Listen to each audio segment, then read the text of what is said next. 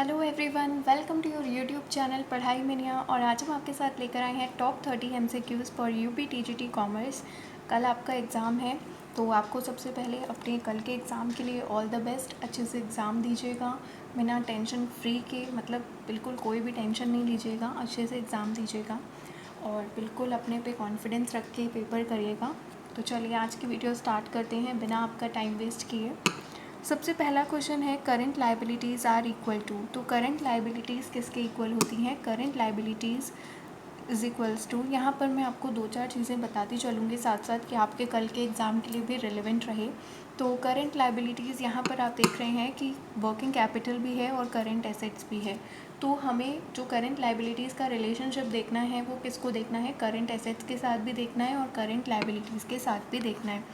तो देखते हैं फॉर्मूला क्या होता है। Working capital is equals to current assets minus current liabilities. अब आपसे पूछी गई हैं करंट लाइबिलिटीज़ निकालने को, तो करंट लाइबिलिटीज़ निकालने के लिए current assets minus working capital हो जाएगा। तो सही ऑप्शन क्या होगा? Current liabilities is equals to current assets minus working capital. तो इसका जो राइट ऑप्शन है वो है current assets is equals to current liabilities is equals to current assets minus working capital. चलिए एक और चीज़ यहाँ पर ध्यान रखिएगा, एक होता है करंट रेशियो, जिसे वर्किंग कैपिटल रेशियो भी बोलते हैं। करंट रेशियो का फॉर्मूला क्या होता है? Current assets upon current liabilities. इसका आइडियल रेशियो क्या होता है? आइडियल रेशियो होता है 2:1। ठीक है, current assets upon current liabilities current ratio का फॉर्मूला होता है। नेक्स्ट बात करते हैं वाउचिंग मीन्स। वाउचिंग का क्या मतलब होता है? Vouching means testing the truth of the items. Vouching का मतलब होता है कि जो भी आइटम्स आपने लिखे हुए हैं, कहाँ पर लिखे हैं? Book of original entry. Book of original entry मतलब जर्नल में, लेजर में, इन सब में आपने जो भी आइटम्स लिखे हैं उस आइटम्स के ट्रूथफुलनेस को चेक करना कि वो सच में आइटम्स अपीयर कर भी रहे हैं या नहीं। ये कहाँ से चेक करते हैं? ये डॉक्यूमेंट से चेक करते हैं। उस डॉक्यूमेंट का नाम क्या होता है? वाउचर होता है। तो वाउचिंग में क्या करते हैं? जो भी आइटम्स होते हैं उसके ट्रूथफुलनेस को हम टेस्ट करते हैं, जो कहाँ पर अपीयर हो रहे हैं? बुक ऑफ ओरिजिनल एंट्री में। और ये किसकी मदद से होते हैं? वाउचर की मदद से होते हैं। वाउचर क्या होता है? वाउचर एक एविडेंस होता है कि हाँ ये ट्रांजैक्शन हुआ है। तो ये जो डेफिनेशन है, ये डेफिनेशन दी है बाटली बॉय ने, JR बाटली बॉय। नेक्स्ट है the balance of short working. Short working का अगर कोई बैलेंस है तो वो कहाँ पर शो करेंगे? ये जो क्वेश्चन है ये कहाँ से है? रॉयल्टी से है। इसमें से आपके एक दो क्वेश्चन बनते हैं शॉर्ट वर्किंग को लेकर। तो शॉर्ट वर्किंग क्या होता है? Short working is equals to minimum rent minus royalty. ये आपको बहुत ज़रूर से ध्यान रखना है क्योंकि ये बहुत बार पूछा गया है कि शॉर्ट वर्किंग क्या होता है। तो शॉर्ट वर्किंग बराबर होता है मिनिमम रेंट माइनस रॉयल्टी। जिस ईयर मान लीजिए कि आपकी रॉयल्टी कम होती है लेकिन मिनिमम रेंट तो फिक्स्ड है, भाई इतना तो देना ही देना है। तो जब मिनिमम रेंट ज़्यादा होता है रॉयल्टी से, रॉयल्टी कम है उस ईयर, तो उस साल क्या होता है? शॉर्ट वर्किंग होता है। सरप्लस कब होता है? सरप्लस होता है जब आपका रॉयल्टी ज़्यादा हो जाती है मिनिमम रेंट से। तो सरप्लस कब आता है? Royalty minus minimum rent. तो ये दोनों चीज़ें ध्यान रखनी हैं। चलिए अब क्वेश्चन की तरफ मूव करते हैं। क्वेश्चन क्या कह रहा है कि अगर शॉर्ट वर्किंग का कुछ बैलेंस है तो उसे हम कहाँ पर शो करेंगे? शॉर्ट वर्किंग का जो बैलेंस है उसे हम शो करेंगे asset side of balance sheet में। और अगर मान लीजिए कि कुछ आपका रिकवर नहीं हुई है, asset side of balance sheet में हम अपने शॉर्ट वर्किंग का बैलेंस शो करते हैं। और अगर एसेट्स शॉर्ट वर्किंग आपकी रिकूप अब नहीं हो सकती है, ठीक है, वो बिल्कुल क्या हो गया? रिकूप नहीं हो पाएगी, तब आप उसे कहाँ पर दिखाएंगे? तब PL अकाउंट में ट्रांसफ़र करी जाती है। और रॉयल्टी जो होती है वो भी कहाँ पर ट्रांसफ़र की जाती है? वो भी PL अकाउंट में ट्रांसफ़र की जाती है। दोनों जब अपनी लेसर और लेसी बुक्स में मेंटेन करते हैं तो उस हिसाब से। चलिए नेक्स्ट बात करते हैं, which of the following is not an business activity. Business activity का मतलब, बिजनेस मतलब क्या होता है कि वो एक्टिविटी जो किस लिए करी जाती है, प्रॉफिट को कमाने के लिए करी जाती है। प्रॉफिट अर्निंग जो होता है वो बिजनेस का मेन मोटिव होता है। तो activities of an insurance company activities कर रही है, तो ये भी क्या है, एक बिजनेस एक्टिविटी है। प्रोविजन स्टोर अपनी एक्टिविटी कर रहा है, तो ये भी क्या है, एक बिजनेस एक्टिविटी है। Cooking and selling in a hotel, अगर होटल खोला हुआ है तो सामान किस लिए, बेचने के लिए ना, प्रॉफिट कमाने के लिए ही तो होटल खोला हुआ है। नेक्स्ट है, person sell his old TV, एक पर्सन ने अपने घर का पुराना टीवी जो है उसे बेचा और प्रॉफिट कमाया 500 रुपीज़ का, तो ये तो उसकी पर्सनल एक्टिविटी है। यहाँ पर अब तो बहुत सारी चीज़ें, नॉर्मली क्या होता है, बंदा कुछ पुरानी चीज़ों को खरीदता है और बेचता रहता है, तो ये कोई एक्टिविटी नहीं होती, ये तो पर्सनल एक्टिविटी है, ठीक है। और बिजनेस एक्टिविटी में पर्सनल एक्टिविटी की कोई जगह नहीं है। तो पर्सन ने अपना पुराना टीवी को बेचा और प्रॉफिट कमाया, तो ये जो है ये बिजनेस एक्टिविटी नहीं है। ऑप्शन डी क्या है, राइट वन। नेक्स्ट है, registration of joint stock company, joint stock company का रजिस्ट्रेशन कराना कंपलसरी होता है। और पार्टनरशिप का क्या होता है, पार्टनरशिप का रजिस्ट्रेशन कराना वॉलेंट्री होता है। वॉलेंट्री का मतलब इच्छा हो तो ठीक, नहीं है तो मत कराइए, कोई कंपल्शन नहीं होता है। नेक्स्ट बात करते हैं, इंडियन पार्टनरशिप एक्ट कब पास किया गया, तो इंडियन पार्टनरशिप एक्ट पास किया गया 1932 में। नेक्स्ट है, statistical mean which is not affected, वो स्टैटिस्टिकल मीन जिस पे एक्सट्रीम वैल्यूज़ का कोई भी अफेक्ट नहीं पड़ता। एक्सट्रीम वैल्यूज़ का मतलब जो बहुत ज़्यादा है वैल्यू में, ठीक है, एक्सट्रीम है उनकी वैल्यू, तो ऐसा जो होता है वो मीडियन होता है। मीडियन पर एक्सट्रीम वैल्यूज़ का कोई भी अफेक्ट नहीं पड़ता है। क्यों नहीं पड़ता है, क्योंकि मीडियन जो है वो मैथमेटिकल ना होकर पोजिशनल होता है। ये पोजीशन के बेस पर हम मीडियन की क्या निकालते हैं, वैल्यू निकालते हैं।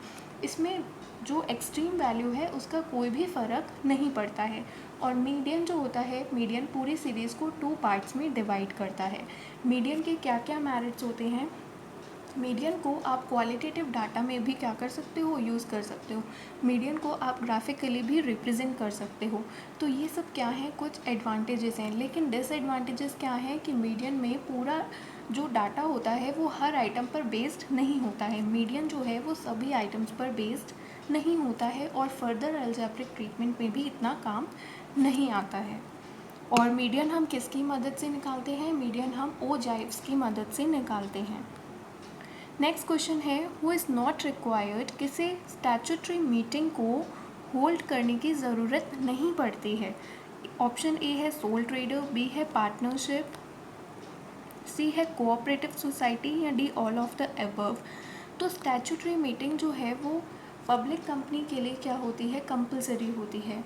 और ये सब जो ऑप्शंस दिए हैं ये सब क्या है, इनके लिए जो होती है वो कंपलसरी नहीं होती है। और जो स्टैट्यूटरी मीटिंग होती है ये पूरी लाइफ टाइम में कंपनी के सिर्फ एक बार ही क्या करी जाती है, कंडक्ट कराई जाती है।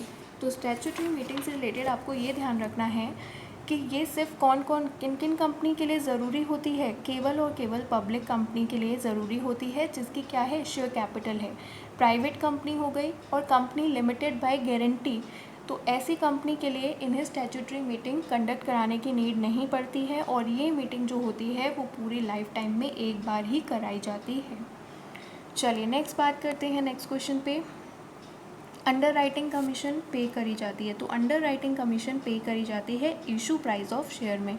अंडर राइटिंग कमीशन जो होती है उसकी एक मैक्सिमम लिमिट होती है। शेयर्स के केस में पूछा जाए तो 5%, और डिबेंचर्स के केस में पूछा जाए तो 2.5%। इससे ज़्यादा एक्सीड नहीं होनी चाहिए। फिर से मैं एक बार यहाँ पर लिख देती हूँ। शेयर्स के केस में पूछा जाएगा तो मैक्सिमम लिमिट कितनी होती है, 5% होती है। डिबेंचर्स के केस में पूछा जाएगा तो मैक्सिमम लिमिट होती है 2.5%। नेक्स्ट बात करते हैं नेक्स्ट क्वेश्चन की तरफ। Find the wrong one in the absence of partnership deed. अगर पार्टनरशिप डीड एब्सेंट है, ये क्वेश्चंस बहुत बार पूछे गए हैं पार्टनरशिप डीड के एब्सेंट होने के केस में, तो इसे आप बिल्कुल अच्छे से ध्यान रखिएगा। पहला ऑप्शन है, partners are not allowed interest on capital. Yes, partners को इंटरेस्ट ऑन कैपिटल नहीं अलाउड किया जाएगा। अगर क्या है, पार्टनरशिप डीड एब्सेंट है, तो ऑप्शन ए भी राइट है। इंटरेस्ट ऑन ड्राइंग्स भी चार्ज नहीं किया जाएगा, ये भी सही है। और पार्टनर्स के जो लोन है उस पर इंटरेस्ट दिया जाएगा 6% पर एनम, बिल्कुल दिया जाएगा पार्टनर्स के लोन पर। और जो पार्टनर्स के लोन पर इंटरेस्ट दिया जाता है ये चार्ज होता है अगेंस्ट प्रॉफिट। प्रॉफिट और losses are share in the capital ratio, no, profit और लॉसेस जो होते हैं वो कैपिटल रेशियो में शेयर नहीं किए जाते हैं, बल्कि क्या होते हैं, इक्वली शेयर किए जाते हैं। अब जल्दी से मैं आपको रूल्स बता रही हूँ। अगर पार्टनरशिप डेट एब्सेंट है तो क्या क्या चीज़ें, क्या क्या रूल्स ध्यान में रखने हैं। सबसे पहला, जो प्रॉफिट शेयरिंग रेशियो होगा वो इक्वली होगा। प्रॉफिट लॉसेस कैसे बटेंगे, इक्वली बटेंगे। इंटरेस्ट ऑन कैपिटल नहीं दिया जाएगा, ठीक है। इंटरेस्ट ऑन ड्राइंग नहीं चार्ज किया जाएगा। पार्टनर के लोन पर इंटरेस्ट दिया जाएगा, कितना दिया जाएगा, 6% पर एनम दिया जाएगा। अगर लॉस है तब भी देना पड़ेगा, क्योंकि इंटरेस्ट ऑन पार्टनर लोन क्या होता है, चार्ज अगेंस्ट प्रॉफिट होता है। नेक्स्ट है, पार्टनर की सैलरी या कमीशन दी जाएगी, तो नहीं, पार्टनर को ना तो सैलरी दी जाएगी और ना ही कोई कमीशन दी जाएगी। और एडमिशन ऑफ अ पार्टनर, कोई भी नया पार्टनर एग्जिस्टिंग पार्टनर की सहमति के बिना शामिल नहीं किया जा सकता है। चलिए नेक्स्ट क्वेश्चन पे चलते हैं। डिफरेंशिएटेड प्रोडक्ट, जो डिफरेंस है मतलब प्रोडक्ट्स में क्या है, डिफरेंशिएशन है, मतलब कि अलग अलग है। आप कैटेगराइज कर सकते हो कि हाँ ये इनका है, ये इनका है। प्रोडक्ट में सिमिलैरिटी नहीं है। तो डिफरेंशिएटेड प्रोडक्ट जो होता है ये किसकी विशेषता होती है, किसका कैरेक्टरिस्टिक होता है। ऑप्शन ए है मोनोपोलिस्टिक कंपटीशन, बी है परफेक्ट कंपटीशन, सी मोनोपोली, या D none of the above. तो डिफरेंशिएटेड प्रोडक्ट जो होता है ये किसकी कैरेक्टरिस्टिक होता है, मोनोपोलिस्टिक कंपटीशन की। जैसे आप देखते हो सोप में भी बहुत अलग अलग कैटेगरीज के सोप आते हैं, अलग अलग ब्रांड के सोप आते हैं, है ना। तो ये क्या है, ये मोनोपोलिस्टिक कंपटीशन का एग्जाम्पल है। प्रोडक्ट में डिफरेंशिएशन की वजह से ही कंपटीशन क्या हो जाता है, बढ़ जाता है। तो चलिए नेक्स्ट चलते हैं। A seller can not influence the market price, seller जो है वो मार्केट प्राइस को इन्फ्लुएंस नहीं कर पाता है। तो सेलर जो है वो मार्केट प्राइस को इन्फ्लुएंस नहीं कर पाता है परफेक्ट कंपटीशन में। क्यों नहीं कर पाता है, क्योंकि परफेक्ट कंपटीशन में जो बायर्स होते हैं और सेलर्स होते हैं वो बहुत लार्ज नंबर में होते हैं। इनके जो प्रोडक्ट होते हैं वो होमोजेनस होते हैं। होमोजेनस का मतलब होता है कि मान लीजिए 10 सेलर्स हैं, 10 सेलर्स सिमिलर कैटेगरी का प्रोडक्ट ही क्या कर रहे होते हैं, बेच रहे होते हैं। क्वालिटी में भी कोई चेंज नहीं होता, सेम प्रोडक्ट बेच रहे होते हैं। अब एक प्रोडक्ट मान लीजिए कि एक अलग प्राइस चार्ज करने लगा, तो बाकी बायर्स जो होंगे वो उससे नहीं खरीदेंगे ना, क्योंकि उसका जैसा और सेलर्स बहुत सारे बैठे हुए हैं मार्केट में। तो इस वजह से यहाँ पर प्राइस को ये लोग इन्फ्लुएंस नहीं कर पाते हैं, क्योंकि ये सिमिलर प्रोडक्ट्स को बेच रहे होते हैं। और अगर मान लीजिए कोई अलग प्राइस चार्ज करता है तो बायर को परफेक्ट नॉलेज होती है इसमें। बायर्स और सेलर्स को एक दूसरे से रिलेटेड बिल्कुल अच्छी खासी नॉलेज होती है। इस वजह से जो प्राइस होता है वो इस कंपटीशन में क्या होता है, यूनिफॉर्म प्राइस चलता है, डिफरेंस नहीं आता प्राइस में। तो इसमें एक और चीज़ आपको ध्यान रखनी है कि जो सेलर होता है वो क्या होता है, वो प्राइस टेकर होता है, और इंडस्ट्री क्या होती है, प्राइस मेकर होती है। बात करते हैं परफेक्ट कंपटीशन के कुछ कैरेक्टरिस्टिक्स के बारे में, जल्दी से बात करते हैं। सबसे पहला कैरेक्टरिस्टिक्स है large number of buyers and sellers. Perfect competition में बायर्स भी बहुत सारे होते हैं और सेलर्स भी बहुत सारे होते हैं। सेकेंड है होमोजेनस प्रोडक्ट। होमोजेनस प्रोडक्ट का मतलब होता है कि सिमिलर प्रोडक्ट्स को ये लोग क्या करते हैं, बेचते हैं। नेक्स्ट है फ्रीडम ऑफ एंट्री और एग्जिट। यहाँ पर मैं लिखती चलती हूँ, large number of buyers and sellers. Next one homogeneous product, similar products में ये लोग क्या करते हैं, डील करते हैं। Next one freedom of entry and exit. Perfect competition में एंट्री और एग्ज़िट पे कोई भी रिस्ट्रिक्शन नहीं होता है। क्यों नहीं होता है, क्योंकि कोई भी, इतने सारे बायर्स हैं, इतने सारे सेलर्स हैं, सेलर्स बहुत सारे होते हैं, तो कोई एक भी लीव कर जाएगा तो खासा इफ़ेक्ट नहीं पड़ने वाला है। इस वजह से क्या होता है, फ्रीडम होता है एंट्री का एंड एग्ज़िट का। चलिए और कैरेक्टरिस्टिक्स देखते हैं। परफेक्ट नॉलेज होती है बायर्स और सेलर्स को एक दूसरे की, तो कोई भी क्या नहीं कर सकता, कुछ भी डिफ्रेंशिएशन नहीं कर सकता क्योंकि परफेक्ट नॉलेज होती है, अच्छी खासी नॉलेज होती है एक दूसरे की। नेक्स्ट है absence of transportation cost. Selling cost भी कुछ भी नहीं लगती है। सेलिंग कॉस्ट का मतलब जैसे कि एडवर्टाइजिंग की कॉस्ट है, क्योंकि सब लोग सिमिलर प्रोडक्ट बेच रहे हैं और वो कहीं पर भी बेचेंगे तो बिक जाएगा, तो ट्रांसपोर्टेशन कॉस्ट और सेलिंग कॉस्ट इसमें बिल्कुल भी नहीं होती है। बहुत इम्पॉर्टेंट है, ये ध्यान रखिएगा कहाँ पर सेलिंग कॉस्ट एब्सेंट होती है, तो ये परफेक्ट कंपटीशन में सेलिंग कॉस्ट क्या होती है, एब्सेंट होती है। और क्या है, फर्म जो होता है वो क्या होता है, फर्म प्राइस टेकर होता है। प्राइस टेकर मतलब जो दे रहा है वो लेना पड़ेगा। Firm is a price taker और industry is a price maker.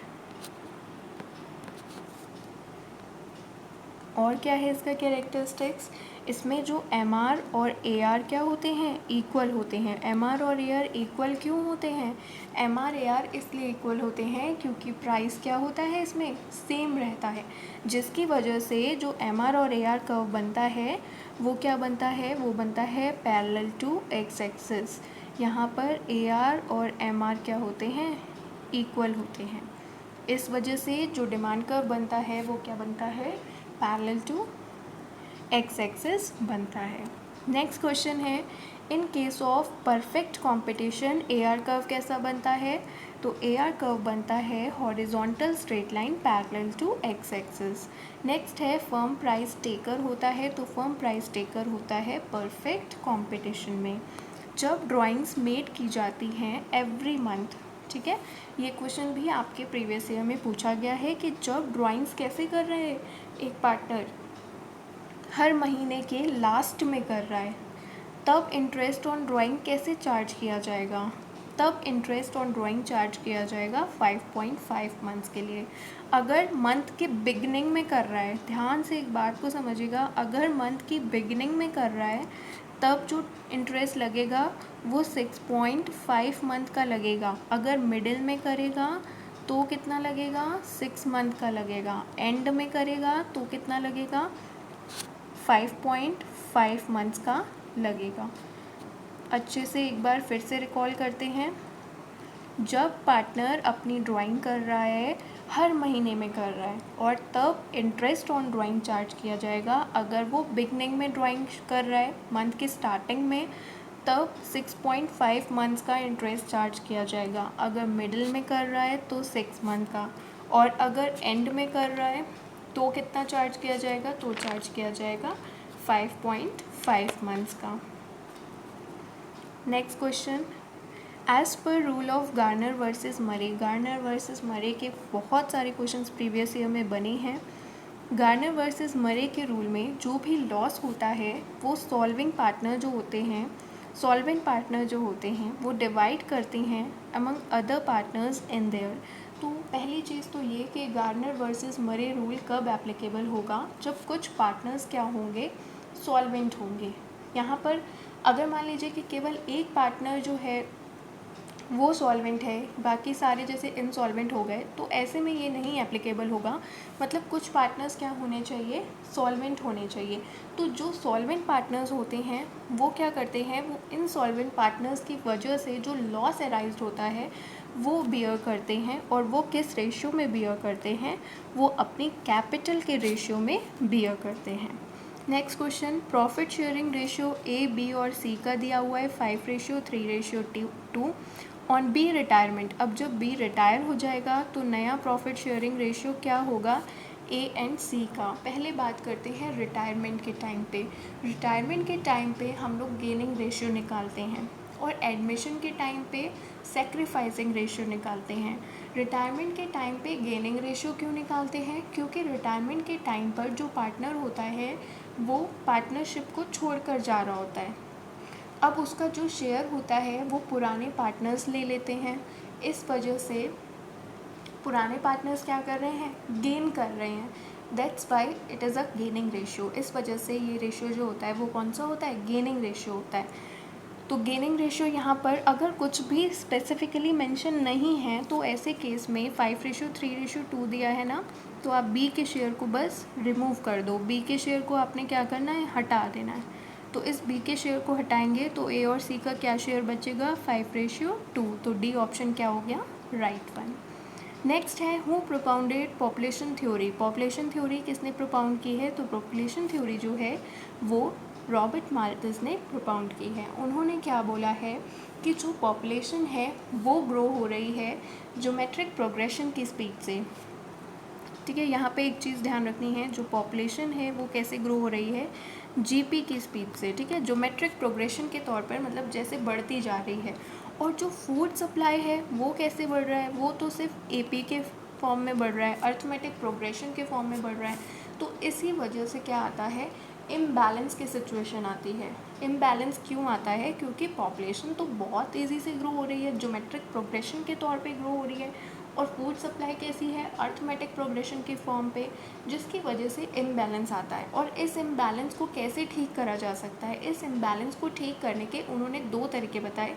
एक बताया कि एक पॉजिटिव चेक होता है और एक प्रिवेंटिव चेक होता है। एक पॉजिटिव और एक प्रिवेंटिव चेक बताया।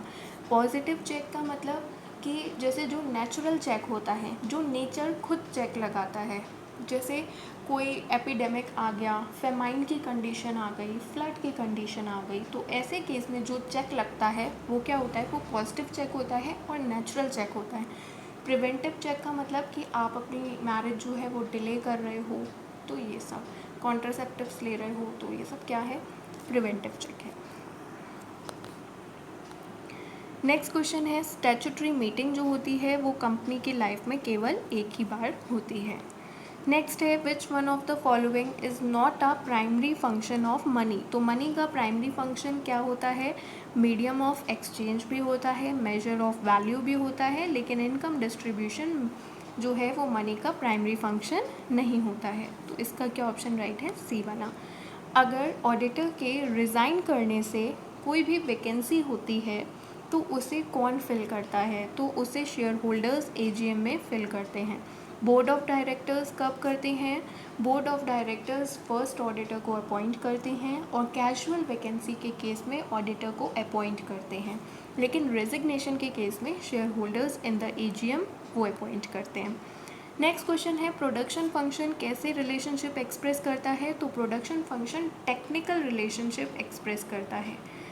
ध्यान रखिएगा कैसा एक्सप्रेस करता है, टेक्निकल रिलेशनशिप किसके बीच में, इनपुट और आउटपुट के बीच में। लॉ ऑफ डिमांड क्या स्टेट करता है, लॉ ऑफ डिमांड ये कहता है कि अदर फैक्टर्स को क्या कर दिया गया है, कांस्टेंट कर दिया गया है, और क्वांटिटी डिमांडेड और प्राइस के बीच में कैसा रिलेशनशिप है, इन्वर्स रिलेशनशिप है। इन्वर्स रिलेशनशिप का मतलब प्राइस बढ़ने पर क्वांटिटी डिमांडेड फॉल हो जाती है, प्राइस फॉल होने पर क्वांटिटी डिमांडेड राइज हो जाती है। और लॉ ऑफ डिमांड किस चीज़ की स्टडी करता है, तो ये स्टडी करता है केवल और केवल क्वालिटेटिव चीज़ की। क्वांटिटेटिव की स्टडी के लिए इलास्टिसिटी ऑफ डिमांड आया, और ये क्या स्टडी करता है, इन्वर्स रिलेशनशिप। तो ये दोनों चीज़ें ध्यान रखनी है। What happens to MU, MU को क्या होगा जब टीयू मैक्सिमम हो जाएगा। टीयू मतलब टोटल यूटिलिटी, एमयू मतलब मार्जिनल यूटिलिटी। तो मार्जिनल यूटिलिटी पर क्या फ़र्क पड़ेगा, अगर आपका टीयू जो होगा वो क्या हो जाएगा, मैक्सिमम हो जाएगा। इसको मैं आपको अच्छे से बताती हूँ, टीयू और एमयू पर क्या फ़र्क पड़ेगा। देखिए एक चार्ट के थ्रू हम समझते हैं। मान लीजिए आप आइसक्रीम कंज्यूम कर रहे हैं, 1 2 3 4 5, थोड़ा सा इसे छोटा ही बनाना पड़ेगा। चलिए देखते हैं, 1 2 3। अब यहाँ पे क्या है, ये यूनिट्स हैं, आप आइसक्रीम क्या कर रहे हो, कंज्यूम कर रहे हो। अब लिखेंगे टोटल यूटिलिटी। आपको टोटल यूटिलिटी कितनी मिल रही है, टोटल यूटिलिटी आपको मिल रही है, टीयू मिल रहा है आपको। पहली आइसक्रीम खाने पर आपको टीयू कितना मिल रहा है, 20। फिर 36 मिल रही है, फिर 46 यूटिल्स मिल रहे हैं, फिर 50, नेक्स्ट 50, नेक्स्ट 44।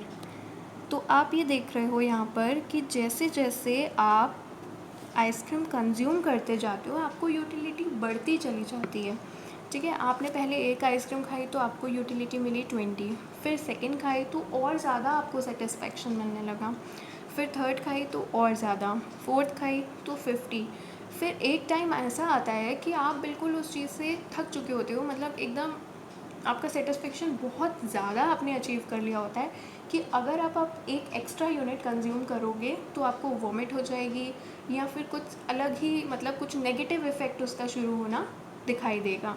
तो ये है टोटल यूटिलिटी। मार्जिनल यूटिलिटी का मतलब होता है कि अगर आपने एक एडिशन यूटिलिटी, मतलब एक एडिशन कॉमोडिटी ली है तो उससे क्या चेंज आ रहा है। पहले में क्या हो जाएगा, 20 ही रहेगा, फिर नेक्स्ट पे 16, फिर 10, देन 4, देन 0, देन -6। तो अब आप देख रहे हो कि जैसे जैसे TU बढ़ रहा है वैसे वैसे MU क्या हो रहा है, फॉल हो रहा है। यहाँ पर TU 20 से 36 आया, फिर 46 आया, MU क्या होने लगा, फॉल होने लगा। फिर यहाँ पर जब MU आपका 0 हुआ तो TU क्या था, मैक्सिमम था।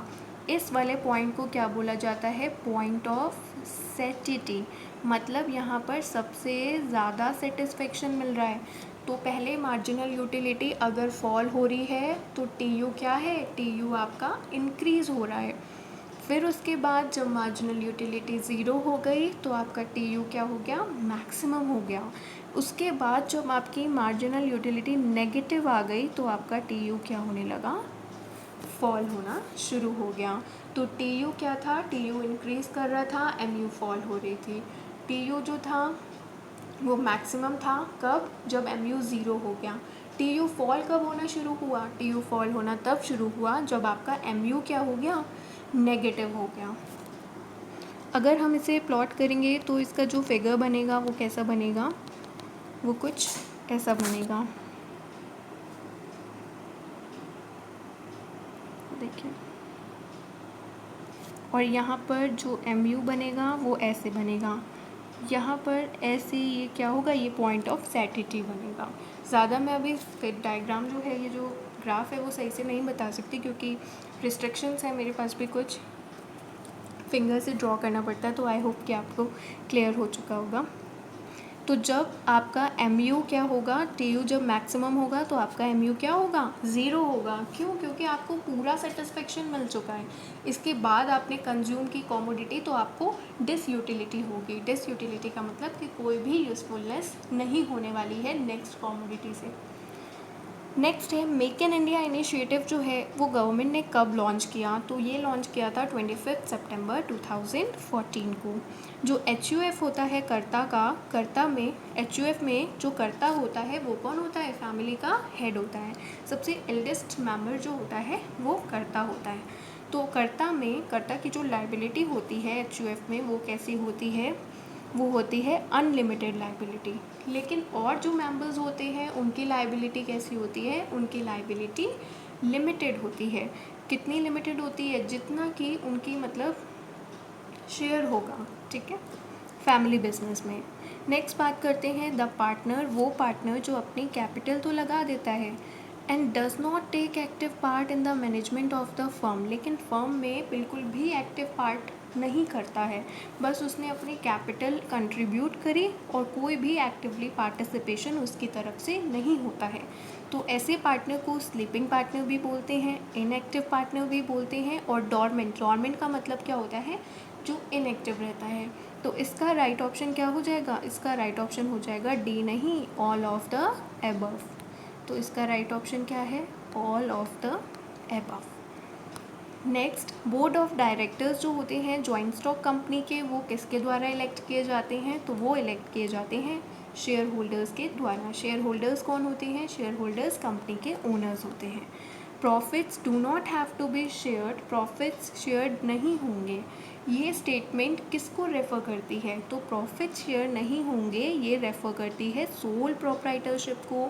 क्यों? क्योंकि सोल प्रोप्राइटरशिप में एक पर्सन होता है, जितने भी प्रॉफिट्स होते हैं वो उसके होते हैं, जितनी भी रिस्क बियर करनी होती है वो सारी उसे ही बियर करनी पड़ती है, जितने भी लॉसेस होते हैं वो भी वही बियर करता है। तो ऐसे केस में प्रॉफिट शेयरिंग का तो सवाल उठता ही नहीं है। तो इसका राइट आंसर क्या है? Option number B. नेक्स्ट है minimum number of directors in a private company. Private company में मिनिमम कितने डायरेक्टर्स होने चाहिए? तो मिनिमम 2 डायरेक्टर्स होने चाहिए। अब कुछ बहुत ही इंपॉर्टेंट मैं आपको लिखवाने जा रही हूँ, बहुत ज़्यादा पूछा जाता है, तो चलिए लिखना स्टार्ट करते हैं। मिनिमम पूछा जाएगा कि कितने मेंबर्स होने चाहिए एक पब्लिक कंपनी के लिए। तो पब्लिक कंपनी के लिए मिनिमम कितने होने चाहिए? 7 होने चाहिए। ठीक है। फिर अगर बात करते हैं प्राइवेट के लिए कितने होने चाहिए? प्राइवेट के लिए मिनिमम होने चाहिए 2। ये किसके लिए है? ये है पब्लिक कंपनी के लिए। पब्लिक कंपनी के लिए कम से कम कितने होने चाहिए मेंबर्स? 7 होने चाहिए। प्राइवेट कंपनी के लिए कितने होने चाहिए? मिनिमम 2 होने चाहिए। नेक्स्ट बात करते हैं मैक्सिमम की। तो मैक्सिमम कितना होना चाहिए? मैक्सिमम होना चाहिए 200। किस में? प्राइवेट में। ये कंपनीज़ एक्ट के हिसाब से बता रही हूँ, लेटेस्ट वाले। और मैक्सिमम पब्लिक के केस में कितना होना चाहिए? No limit. ठीक है, थोड़ा सा इधर लग के, पब्लिक के केस में मैक्सिमम कितना है? कोई भी लिमिट नहीं है, नो लिमिट। फिर इसके बाद बात करते हैं हम लोग कि पब्लिक कंपनी में डायरेक्टर्स कितने होने चाहिए। तो डायरेक्टर्स की यहाँ पे बात करते हैं। पब्लिक कंपनी मिनिमम कितने होते हैं? मिनिमम होते हैं पब्लिक कंपनी में 3 डायरेक्टर्स। और मैक्सिमम कितने होते हैं? मैक्सिमम होते हैं 15। प्राइवेट कंपनी की बात करें तो प्राइवेट कंपनी में मिनिमम डायरेक्टर्स कितने होते हैं? 2 होते हैं। और मैक्सिमम कितने होते हैं? 15 होते हैं। यहाँ पे मैं मैक्सिमम भी लिख देती हूँ, मैक्सिमम 15। फिर बात करते हैं क्योरम की। क्योरम का मतलब कम से कम इतने लोग होने चाहिए मीटिंग में। तो क्योरम के लिए कितने लोग चाहिए होते हैं? पब्लिक कंपनी में चाहिए होते हैं मिनिमम, पब्लिक कंपनी के लिए मिनिमम होते हैं 5। और प्राइवेट कंपनी के लिए कितने होते हैं? मिनिमम 2। ठीक है, तो प्राइवेट कंपनी की जो मिनिमम लिमिट है वो हर जगह 2 ही 2 आपको देखने को मिल रही है। प्राइवेट कंपनी के लिए मिनिमम कैपिटल 1 लाख थी और पब्लिक के लिए 5 लाख थी, लेकिन कंपनीज एक्ट ने इस प्रोविज़न को हटा दिया। अब कोई मिनिमम कैपिटल की रिक्वायरमेंट नहीं है। नेक्स्ट बात करते हैं, तो 30 क्वेश्चंस कंप्लीट हो गए, पता ही नहीं लगा। चलिए अब वीडियो ख़त्म करते हैं। कल के लिए आपको ऑल द बेस्ट, अच्छे से एग्ज़ाम दीजिएगा। Thank you for watching the video.